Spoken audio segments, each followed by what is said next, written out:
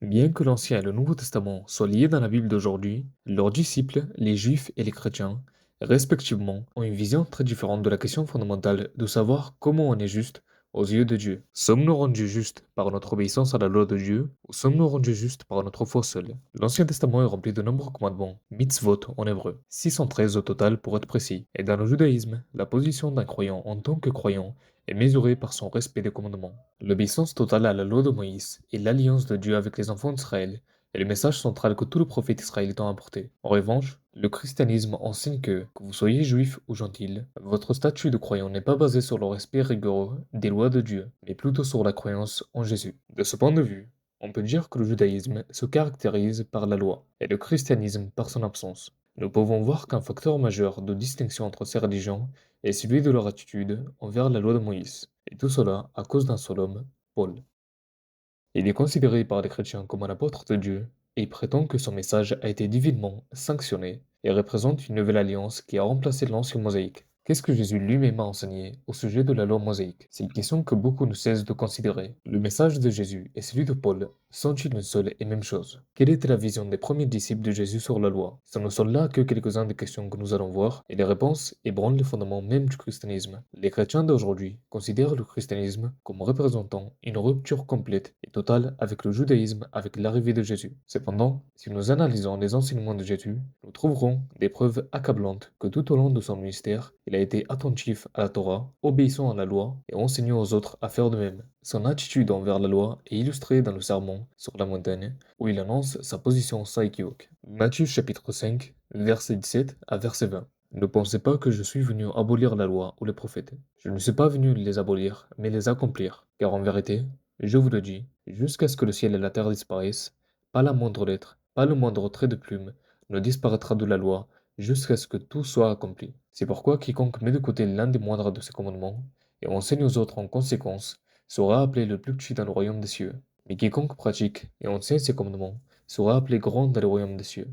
Car je vous le dis, si votre justice ne surpasse pas celle des pharisiens et des docteurs de la loi, vous n'entrerez certainement pas dans le royaume des cieux. Nous pouvons voir que Jésus lie la justice et le succès dans l'au-delà avec l'obéissance à la loi. Maintenant, les chrétiens pourraient soutenir que Jésus dit simplement que la loi entière sera en vigueur jusqu'à sa mort. Mais Jésus dit plus que cela. Ses disciples doivent obéir et enseigner la loi. Rien de tout cela ne passera tant que le monde ne sera pas détruit, jusqu'à ce que le ciel et la terre disparaissent. Jésus ne dit pas gardez la loi jusqu'à ma mort. Il dit qu'il n'est pas venu pour détruire la loi, il est toujours en vigueur et le sera aussi longtemps que dureront le ciel et la terre. Ce sermon était parfaitement conforme aux enseignements de l'Ancien Testament. Deutéronome chapitre 6, verset 24 à verset 25. Et le Seigneur nous a commandé d'observer toutes ces lois, de craindre le Seigneur notre Dieu pour notre bien toujours, afin dans ce but qu'il nous garde en vie, comme c'est le cas d'aujourd'hui. Alors ce sera pour nous justice, si nous veillons à observer tous ces commandements devant le Seigneur notre Dieu, comme il nous l'a commandé. À quel point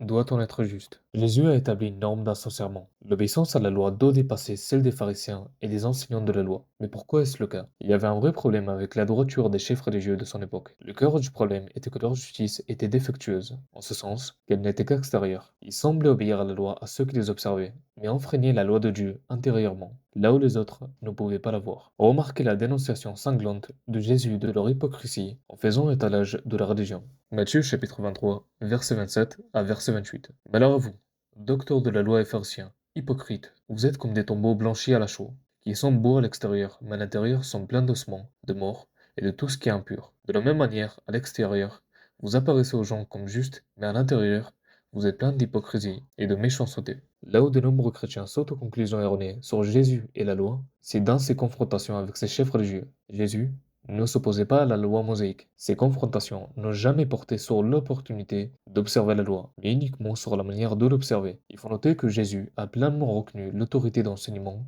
des pharisiens et a conseillé aux autres de suivre ce qu'ils enseignaient, mais de ne pas agir hypocritement comme ils l'ont fait. Matthieu chapitre 23, verset 1 à verset 23. Alors Jésus dit aux foules, et à ses disciples, les maîtres de la loi et les pharisiens sont assis sur le siège de Moïse. Vous devez donc faire attention à faire tout ce qu'ils vous disent, mais ne faites pas ce qu'ils font, car ils ne mettent pas en pratique ce qu'ils prêchent. En fait, Jésus est allé plus loin et a étendu les paramètres de la loi. Son geste était de donner une compréhension plus profonde et plus complète, de couvrir les attitudes sous-jacentes et pas seulement les comportements. Par exemple, l'un des commandements les plus importants était de ne pas tuer. Jésus a élargi la portée de la loi pour couvrir non seulement l'acte de tuer quelqu'un, mais aussi la colère envers les autres. Matthieu chapitre 5, verset 21 à verset 22. Vous avez entendu qu'il a été dit au peuple il y a longtemps, tu ne tueras pas, et quiconque commettra un meurtre sera passible de jugement. Mais moi je vous dis que quiconque se met en colère contre un frère ou une sœur sera passible de jugement. Loin d'abolir la loi, Jésus en a rendu la pratique encore plus rigoureuse. En plus de la vie et des enseignements de Jésus, il existe d'autres preuves corroborantes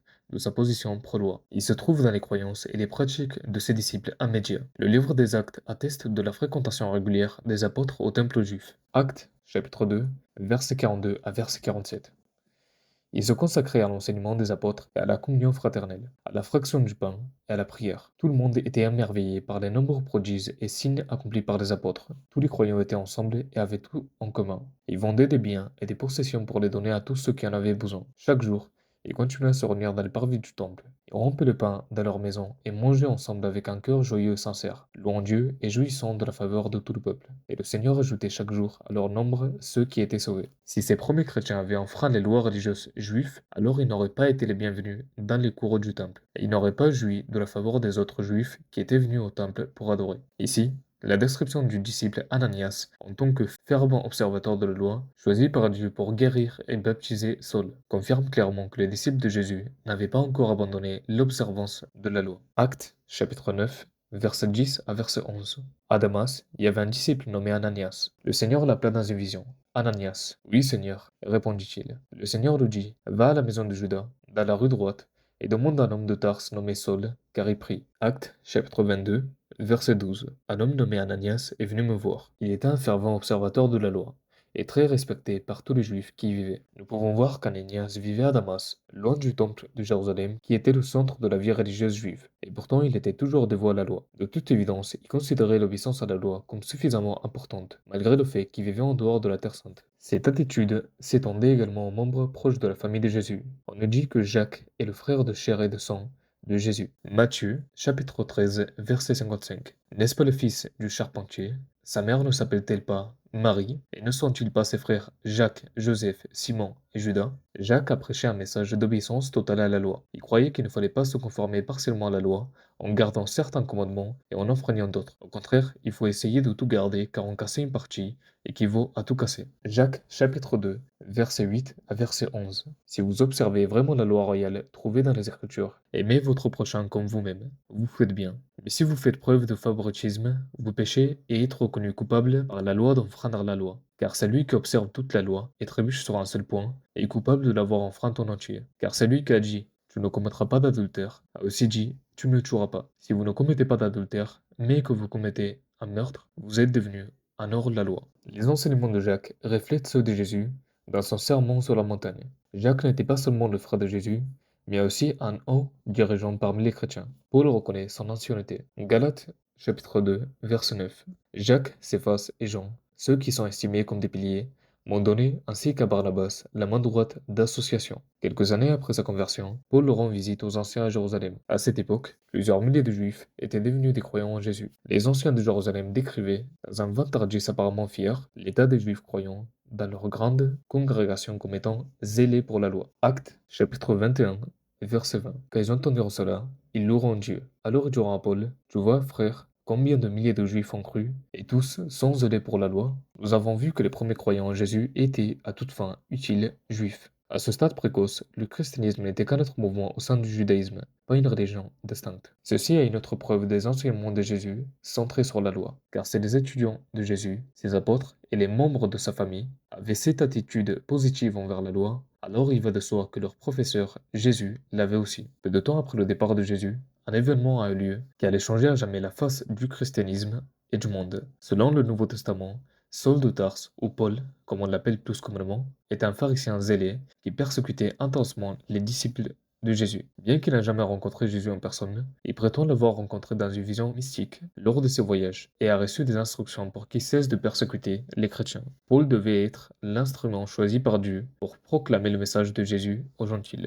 Immédiatement après, Paul a commencé à prêcher aux gentils au sujet de Jésus. Alors que les gentils devenaient chrétiens en grand nombre pour la première fois, une question importante se posait alors. Quel est leur statut par rapport à la loi de Moïse? S'appliquait-elle aussi bien aux juifs qu'aux gentils convertis? En d'autres termes, les non-juifs doivent-ils devenir juifs pour devenir chrétiens? Aux yeux des premiers disciples juifs de Jésus, tout gentil qui voulait devenir un disciple de Jésus devenait, en fait, un adepte du judaïsme. Mais comme l'évangélisation de Paul a amené un nombre toujours plus grand de convertis gentils, la question de savoir jusqu'à où ces convertis devaient aller pour devenir des disciples est devenue très controversée. Les nouveaux croyants gentils qui étaient des hommes voudraient tout à fait naturellement repousser la circoncision, si possible. Les croyants juifs, d'autre part, craignaient que l'assouplissement de l'exigence de la circoncision puisse potentiellement conduire à un abandon de toutes les exigences de la loi mosaïque. Au fur et à mesure que le ministère de Paul grandissait, la question devenait de plus en plus urgente. Un assouplissement de la loi de Moïse était-il possible dans ces nouvelles circonstances? Telles sont les questions que le Concile de Jérusalem a été appelé à résoudre. Le chapitre 15 du livre des Actes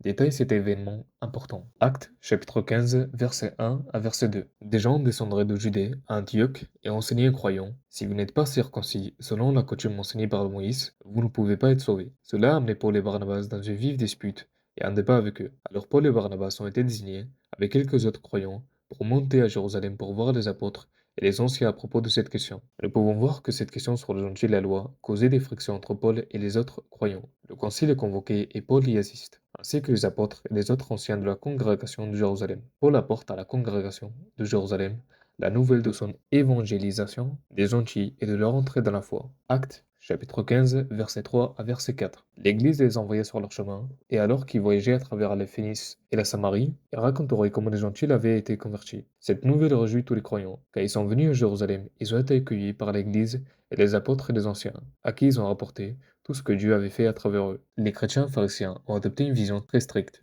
Actes chapitre 15, verset 5 à verset 6. Alors quelques-uns des croyants qui appartenaient au parti des pharisiens se lèveraient et diraient: les gentils doivent être circoncis et tenus d'observer la loi de Moïse. Les apôtres et les anciens se sont réunis pour examiner cette question. La circoncision était étroitement liée au respect de la loi juive. Le point de vue strict parmi les chrétiens pharisiens était qu'il était nécessaire que les gentils soient circoncis et observer l'ensemble de la loi de Moïse. D'autres, comme le disciple Pierre, ont adopté une vision beaucoup plus indulgente. C'est Jacques qui propose le compromis. Actes, chapitre 15, verset 12 à verset 21. Toute l'assemblée se tut en écoutant Barnabas et Paul parler des signes et des prodiges que Dieu avait accomplis parmi les gentils à travers eux. Lorsqu'ils auront fini, Jacques prit la parole. C'est pourquoi je juge que nous ne devons pas compliquer la tâche des gentils qui se tournent vers Dieu. Au lieu de cela, nous devrions leur écrire, leur disant de s'abstenir de la nourriture polluée par des idoles, de l'immoralité sexuelle, de la viande d'animaux étranglés et du sang. Car la loi de Moïse a été prêchée dans toutes les villes dès le premier temps et est lue dans les synagogues chaque sabbat. Nous pouvons voir que Jacques a décrété que les gentils ne doivent pas être circoncis, bien qu'ils doivent s'abstenir de manger de la nourriture offerte aux idoles, des animaux étranglés et du sang, et de commettre la fornication. Ce sont tous des règlements anciens trouvés dans la loi de Moïse, dans la section de la loi donnée dans Lévitique chapitre 17 à chapitre 18. Connu sous le nom de Code de sainteté, ces mêmes exigences sont énumérées. Ils ne devront plus offrir aucun de leurs sacrifices aux idoles de chèvres auxquels ils se prostituaient. Ce sera une ordonnance durable pour eux et pour les générations à venir. Dis-leur: tout Israélite ou tout étranger résidant parmi eux qui offre un holocauste ou un sacrifice et ne l'apporte pas à l'entrée de la tente d'assignation pour le sacrifier à l'Éternel doit être retranché du peuple d'Israël. Je tournerai ma face contre tout Israélite ou tout étranger résidant parmi eux qui mange du sang, et je les retrancherai du peuple. Quiconque qui soit né dans le pays ou étranger, qui mange quelque chose trouvé mort ou déchiré par des animaux sauvages, doit laver ses vêtements et se laver avec de l'eau, et il sera cérémonieusement impur jusqu'au soir. Alors ils seront purs. Lévitique chapitre 18, verset 6 à verset 26, énumère un large éventail d'activités sexuellement ammorales et se termine par: les natifs et les étrangers vivant parmi vous ne doivent faire aucune de ces choses détestables. Il est assez révélateur que Jacques se soit tourné vers l'Ancien Testament pour obtenir des conseils sur cette question. Notez que le verset de l'Ancien Testament ci-dessus s'applique aux Israélites et aux étrangers vivant parmi eux. Plutôt que d'annuler ou de retirer ces règlements de l'Ancien Testament, leur portée est étendue en les appliquant aux croyants gentils qui ne vivaient pas parmi les Israélites. De toute évidence, aux yeux de Jacques, La loi était considérée comme importante. Une question se pose alors naturellement.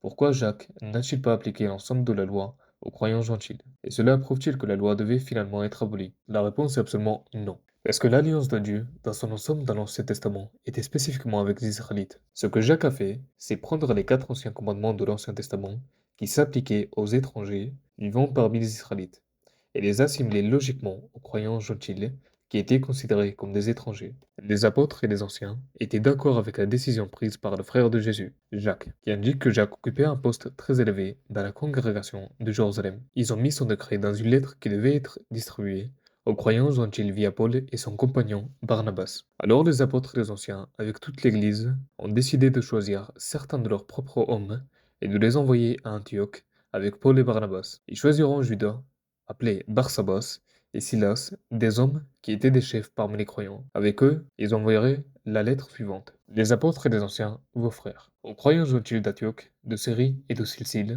salutations. Nous avons entendu dire que certains sont sortis de chez nous, sans notre autorisation, et vous ont dérangé, troublant votre esprit par ce qu'ils disent. Nous avons donc tous convenu de choisir des hommes et de vous les envoyer avec nos chers amis Barnabé et Paul, des hommes qui ont risqué leur vie pour le nom de notre Seigneur Jésus-Christ. C'est pourquoi nous envoyons Judas et Silas pour confirmer de bouche à oreille ce que nous écrivons. Il a semblé bon au Saint-Esprit et à nous de ne pas vous accabler de quoi que ce soit au-delà des exigences suivantes. Vous devez vous abstenir des aliments sacrifiés aux idoles, du sang, de la viande d'animaux étranglés et de l'immoralité sexuelle. Vous ferez bien d'éviter ces choses. Adieu. Il est important de passer un peu de temps à analyser cet événement monumental, car il a de nombreuses implications sur les origines du christianisme moderne. Premièrement, le résultat de ce concile est qu'il y avait maintenant une église à 2 niveaux. Un des croyants juifs en Jésus, obéissant à l'ensemble de la loi, et un autre des croyants gentils, qui n'étaient tenus d'observer que les parties de la loi telle que décrétée par le Concile. Nous avons vu que cette décision n'a pas été prise facilement, car il y avait beaucoup d'opinions différentes sur la question de savoir si les gentils devaient obéir à la loi mosaïque. En fin de compte, une position intermédiaire a été adoptée, Jacques prenant la décision autoritaire selon laquelle les gentils devraient suivre certains aspects de la loi, pas tous. Il est assez révélateur que Jacques et les autres croyants observer la loi, se soient tournés vers l'Ancien Testament pour obtenir des conseils sur cette question. Nous avons vu qu'au lieu d'annuler ou de retirer la législation de l'Ancien Testament qui régissait les Israélites et les étrangers, Jacques et les apôtres ont en fait étendu leur portée en les appliquant aux croyants gentils ne vivant pas parmi les Israélites. Ainsi, la loi est évidemment encore considérée comme importante aux yeux des apôtres et des anciens même après le départ de Jésus. Si Jésus avait absolument violé la loi, ou si Jésus leur avait dit que c'était correct de le faire, alors personne ne se serait opposé à un abandon complet de la loi par les gentils. Mais Jésus observait la loi, comme tous ses premiers disciples.